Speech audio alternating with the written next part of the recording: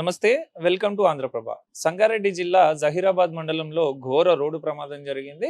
ఈ ప్రమాద సమయంలో ఆటోలో దాదాపు 14 మంది వరకు కూడా ప్రయాణిస్తున్నట్టు మనకు తెలుస్తున్న పరిస్థితి. ఏదైతే వాటర్ ట్యాంకర్ ఉందో, పెద్ద వాటర్ ట్యాంకర్ అది. ఆ వాటర్ ట్యాంకరు ఆటో యూటర్న్ తీసుకుంటున్న సందర్భంలో బలంగా ఢీకొట్టడంతో అక్కడున్న ఆటోలో ప్రయాణిస్తున్న వాళ్ళందరూ కూడా చెల్లాచెదురుగా పడిపోయారని చెప్పేసి కూడా మనకు విజువల్స్ ద్వారా తెలుస్తున్న పరిస్థితి.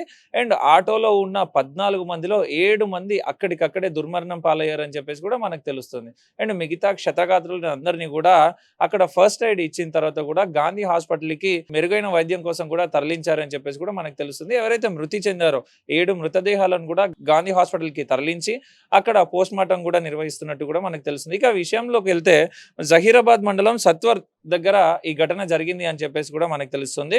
ఏదైతే ఆటో యూటర్న్ తీసుకున్న సందర్భంలో వెనకాల నుంచి వచ్చిన వాటర్ ట్యాంకర్ చాలా బలంగా ఢీకొట్టింది అని చెప్పేసి కూడా ప్రత్యక్ష సాక్షులు మాట్లాడుతున్న విజువల్స్ ద్వారా మనకు తెలుస్తున్నాయి. అండ్ ప్రధానంగా మనం చూసుకుంటే ఎవరైతే ఆటోలో ప్రయాణిస్తున్న 14 మంది కూడా ఉన్నారో వాళ్ళందరూ కూడా వలస కూలీలు. సో వలస కూలీ చేస్తూ జీవనం సాగిస్తూ వాళ్ళ కుటుంబాన్ని కూడా పోషిస్తున్న పరిస్థితి.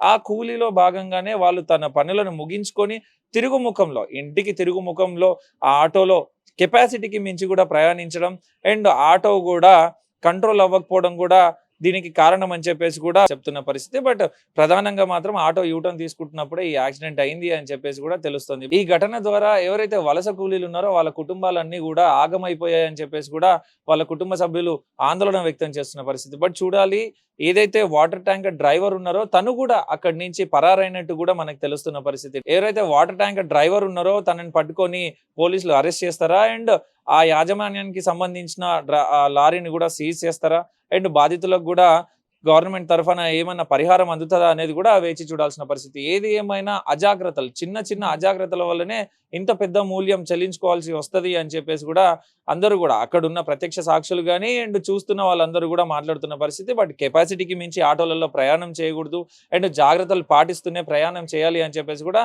అందరూ హితబోధ చేస్తున్న పరిస్థితి. బట్ చూడాలి, ఈ కేసుని పోలీసులు ఎంతవరకు ఛేదిస్తారు, ఎవరైతే ప్రధాన నిందితుడు ఉన్నాడో తనని ఎంతవరకు పట్టుకుంటారని చెప్పేసి కూడా వేచి చూడాల్సిన పరిస్థితి. కెమెరామెన్ నరేష్తో మల్లేష్, ఆంధ్రప్రభ, హైదరాబాద్.